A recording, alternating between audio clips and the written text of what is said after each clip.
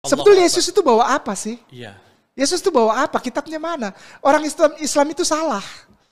Karena di dalam Al-Quranul Karim ditulis bahwa Yesus membawa kitab Injil. Orang Kristen klaim, ini Bible saya, ini Injil. Iya. Beda, kamu salah. Enggak, karena saudaraku tersayang yang aku hormati, Kristen dan Katolik, para tuan guru, ahli teologi dan para pendeta, Injil itu rahasia. Injil itu rahasia. Injil itu rahasia. Injil itu rahasia. Injil itu rahasia. Injil itu rahasia, betul. Rahasianya apa? Disampaikan dalam bentuk perumpamaan. Iya. Perumpamannya adalah apa? Benih tadi. Betul Ustaz. Jadi ketika kita ingin tahu Injil, Injil itu apa menurut Yesus? Injil adalah firman Allah. Firman Allah. Firman Allah. Firman Allah. Salam sahabat YouTubeku dimanapun kalian berada, jumpa lagi dengan saya di sini. Kali ini kita akan bahas tentang Injil menurut pemahaman Islam dan Kristen. Pertama-tama kita harus tahu dulu Injil ini berasal dari mana. Injil berasal dari bahasa Yunani atau disebut Evangelion yang berarti kabar baik atau berita kesukaan. Dalam bahasa Inggrisnya dikenal sebagai Gospel. Pasti ada pertanyaan, Yesus kan orang Yahudi, tapi kok Injil dari bahasa Yunani sih? Dan kenapa Injil juga berbahasa Yunani? Orang Kristen perlu tahu ya bahwa sejarah bahasa Yunani ini dipengaruhi oleh karena Kekaisaran Romawi pernah berkuasa di bangsa Yahudi sebelum abad Masehi, lebih tepatnya 27 sebelum Masehi sampai 476 Masehi. Mereka menguasai budaya Yahudi sehingga Yahudi mengalami tumpang tindih dalam berbudaya, saudara, sehingga bahasa Yunani berpengaruh.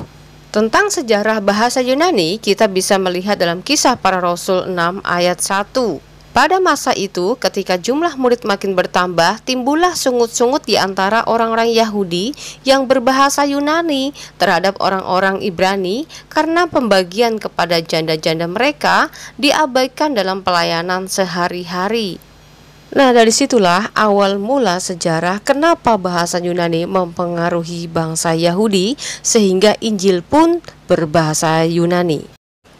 Injil adalah istilah yang digunakan untuk menyebut keempat kitab.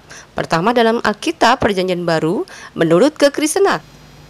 Keempat kitab tersebut adalah Injil Matius, Injil Markus, Injil Lukas, dan Injil Yohanes. Disebut adalah kabar baik karena orang Kristen percaya bahwa narasi keempat Injil yang berpuncak pada kematian dan kebangkitan Yesus tersebut merupakan kisah penyelamatan Elohim kepada umat manusia yang berdosa agar manusia dapat kembali mengenal Elohim yang sesungguhnya dan dapat masuk ke dalam kerajaan surga. Nah, sekarang kita korek kenapa Injil memiliki arti kabar baik atau berita kesukaan. 1. Karena di dalam pesan Injil mengandung keselamatan dan kabar baik. Oleh sebabnya, kabar baik itu harus diberitakan pada segala bangsa. Dan Injil tidak boleh dirahasiakan, tetapi justru harus dikabarkan ke segala bangsa. Matius 28, 18-20. Yesus mendekati mereka dan berkata, "Kepadaku telah diberikan segala kuasa di sorga dan di bumi. Karena itu pergilah, jadikanlah semua bangsa muridku, dan baptislah mereka dalam nama Bapa dan Anak dan Roh Kudus, dan ajarlah mereka melakukan segala sesuatu yang telah kuperintahkan kepadamu, dan ketahuilah aku menyertai kamu senantiasa sampai kepada akhir zaman." Nah, itu sebabnya dalam Yohanes 4 ayat 22 mengatakan bahwa keselamatan itu berasal dari bangsa Yahudi. Jadi buat kamu mau percaya dan tidaknya itu pilihan bebas. Yang jelas pemberitaan Injil bermula dari bangsa Yahudi dan bukan dari bangsa Arab. Sebetulnya Yesus itu bawa apa sih? Iya. Yesus itu bawa apa? Kitabnya mana? Orang Islam itu salah. Karena di dalam Al-Quranul Karim ditulis bahwa Yesus membawa kitab Injil. Yesus itu bawa apa sih? Pertanyaan kayak nama ini kok mengandung umpan ya kesannya. Orang Islam itu salah. Karena di dalam Al-Quranul Karim ditulis bahwa Yesus membawa kitab Injil. Nah, ini umpannya ya teman-teman. Kayak nama menyebut, Yesus membawa kitab Injil. Maksud membawa kitab Injil itu bagaimana pemahaman Qur'annya, Pak? Maksudnya apakah dari perut Maryam Yesus itu sudah gendong buku kitabnya, atau Yesusnya yang disebut kalimat Allah, atau dalam Alkitab menyebut firman Allah? Kitabnya mana? Orang Islam itu salah. Karena di dalam Al-Quranul Karim ditulis bahwa Yesus membawa kitab Injil. Baik, sekali lagi saya bertanya ya, maksud Yesus membawa kitab Injil itu bagaimana? A. Yesus lahir sekaligus membawa kitab Injilnya yang sudah jadi buku. Atau B. Yesus adalah firman Allah itu sendiri yang pada akhirnya disebut Injil. Atau C. Yesus juga dapat wahyu dari Jibril. Atau gimana gitu loh Bang Ke? Orang Kristen klaim, ini Bible saya, ini Injil. Iya. Beda, kamu salah. Enggak, karena saudaraku tersayang yang aku hormati, Iya. Kristen dan Katolik, para tuan guru, ahli teologi dan para pendeta. Injil, udah ya, ngerti ya? Injil. Pertanyaannya Injilnya kemana? Ditanya oleh para pendeta. Injilnya kemana? Tanya sama gereja yang mengumpulkan catatan itu. Dia tetap nanya, ya udah mana Injil yang asli? Kau yang menyelidiki. Berarti kau yang tahu tempatnya di mana. Kemana yang asli kau tempatkan. Sampai kami sendiri pun tidak bisa menemukan yang asli. Wah. Wah. Wah. Nah loh, gimana nggak tambah stres dan pusing kalian? Orang Kristen klaim, ini Bible saya, ini Injil. Iya.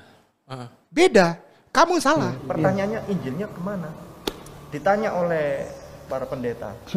Injilnya kemana? Tanya sama gereja yang mengumpulkan catatan itu. Belibet amat sih Pak. Bilang Yesus membawa kitab Injil lah, bilang Bible bukan Injil lah. Giliran ditanya, terus Injilnya di mana yang aslinya? Minta tolong sama pendeta. Jadi harus jelas dan tegas gitu. Dan jangan lupa, biar nggak ambigu, kalau ngejelasin itu pakai data, biar nggak kelihatan ngibulnya Pak ya. Karena di dalam Al-Quranul Karim ditulis bahwa Yesus membawa kitab Injil. Orang Kristen klaim, ini Bible saya, ini Injil. Iya. Beda, kamu salah. Oke, Bang Ke bilang bahwa Injil Yesus itu bukan dari kitab Bible. Pertanyaannya adalah, dari mana umat Islam menemukan nama Yesus? Dan Injil yang dimaksud umat Islam itu seperti apa? Dan berbahasa apa? Dan proses terbentuknya kitab Injil itu bagaimana? Dan siapa pula yang menulis kitab Injil dalam versi Islam? Nah, dengan pertanyaan saya barusan, bisakah Bang Ke memberikan penjelasan serta data yang dibutuhkan umat sehingga Anda tidak lagi dijuluki mualaf ngipul? Gini hari gitu loh, masih ada aja orang yang mau dikibulin dengan bualan mualaf yang kontennya hanya membahas Kristen tapi tidak bangga menceritakan kitab nabinya. Makanya saran saya, mulai sekarang bukalah pikiran kalian dan fungsikan akal sehat kalian agar kebenaran menghampiri kalian. Kalau Injil adalah kabar baik, maka dengarkanlah kabar baiknya ini. Matius 24 ayat 14. Dan Injil kerajaan ini akan diberitakan di seluruh dunia menjadi kesaksian bagi semua bangsa. Sesudah itu barulah tiba kesudahannya. Matius 26 ayat 13. Aku berkata kepadamu, sesungguhnya di mana saja Injil diberitakan di seluruh dunia, apa yang dilakukannya ini akan disebut juga untuk mengingat dia. Pertanyaannya, apa yang diingat? 1 Korintus 11 ayat 24. Dan sesudah itu ia mengucap syukur atasnya, ia memecah-mecahkannya dan berkata, inilah tubuhku yang diserahkan bagi kamu. Perbuatlah ini menjadi peringatan akan aku. 1 Korintus 11 ayat 25. Demikianlah juga ia mengambil cawan sesudah makan lalu berkata, Cawan ini adalah perjanjian baru yang dimateraikan oleh darahku. Perbuatlah ini setiap kali kamu meminumnya menjadi peringatan akan aku. Jadi, para murid Yesus diperintahkan untuk mengabarkan kabar baik itu agar setiap telinga mendengar bahwa Yesus adalah Tuhan yang datang ke dunia menyatakan perjanjian baru melalui darahnya sebagai bukti pengampunannya kepada umat manusia.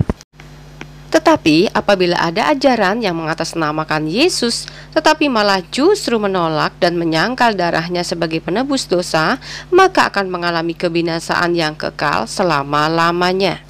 1 Korintus 1 ayat 18.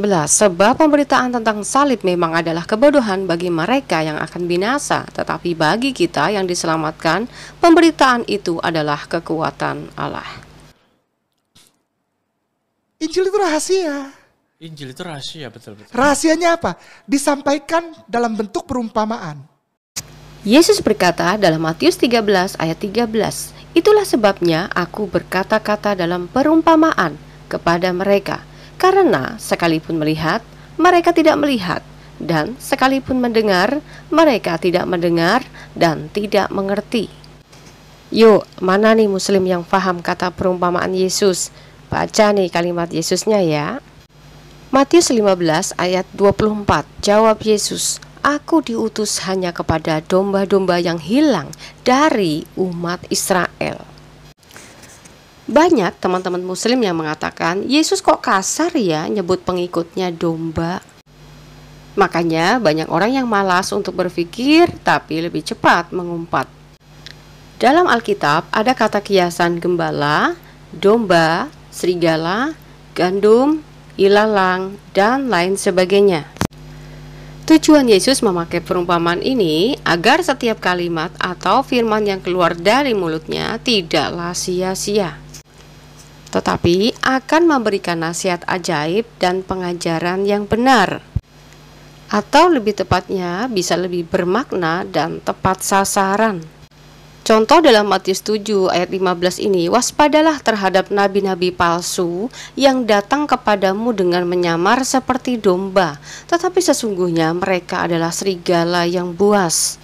Artinya, Yesus memberitahukan terlebih dahulu ciri-ciri penyesat yang dalam kehidupannya sebenarnya hobi membunuh dan keji, tetapi suka ditutupi dengan kelicikannya yang mengklaim diri sebagai orang yang merasa paling baik, bahkan suka bersikap munafik dengan menutupi kejahatannya dengan mengatasnamakan sumpah kepada Tuhan. Perumpamaan berikutnya adalah dalam Matius 7 ayat 17-nya, demikianlah setiap pohon yang baik menghasilkan buah yang baik, sedang pohon yang tidak baik menghasilkan buah yang tidak baik. Perumpamaan ini memberitahukan juga tentang ajaran munafik yang selalu ditonjolkan agar terkesan baik, tetapi Yesus memberitahukan rahasia kecurangannya agar kita bisa melihat dan merasakan sendiri hasil pengajarannya tersebut dengan memakai kata perumpamaan pohon. Ya, Perumpamannya adalah apa? Benih tadi. betul-betul Ustaz. Jadi ketika kita ingin tahu Injil, Injil itu apa menurut Yesus? Injil adalah firman Allah. Tepat sekali, jika Injil itu penuh nasihat dengan perumpamaan dan Injil juga sebagai perkataan Allah atau firman Allah, ini akan sinkron dengan Bible yang menyebutkan Yohanes 1 ayat 1, pada mulanya adalah firman, firman itu bersama-sama dengan Allah dan firman itu adalah Allah. Terang yang sesungguhnya yang menerangi setiap orang sedang datang ke dalam dunia. Ia telah ada di dalam dunia dan dunia dijadikan olehnya, tetapi dunia tidak mengenalnya. Firman itu telah menjadi manusia dan diam di antara kita, dan kita telah melihat kemuliaannya, yaitu kemuliaan yang diberikan kepadanya sebagai anak tunggal Bapa, penuh kasih karunia dan kebenaran. Jadi, kalau Injil itu sebagai firman Allah, maka percayalah bahwa Injil atau firman Allah itu adalah Yesus itu sendiri yang bernusul menjadi manusia yang berbicara pada orang-orang pilihannya.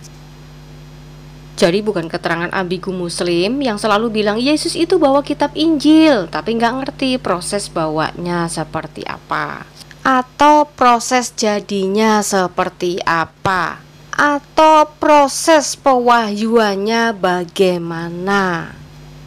Mau bilang dari Jibril, nggak punya keterangannya.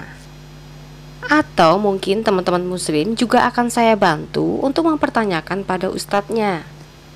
Kalau Bible yang dipegang Kristen itu bukan Injil Yesus, Injil Yesusnya kayak mana yang asli, Pak? Kalau Injil yang benar bukan tulisan murid Yesus, terus siapa yang nulis, Pak? Nah, jika iman kamu tidak pernah ada kejelasan sampai kamu mati, bahkan sampai kiamat, dengarkan nasihat ini.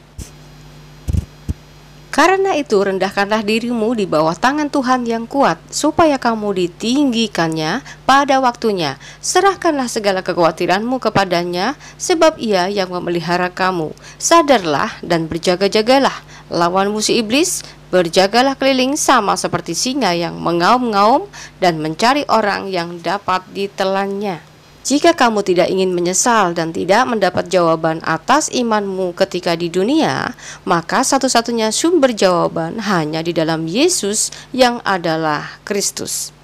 Salam waras, Tuhan Yesus memberkati.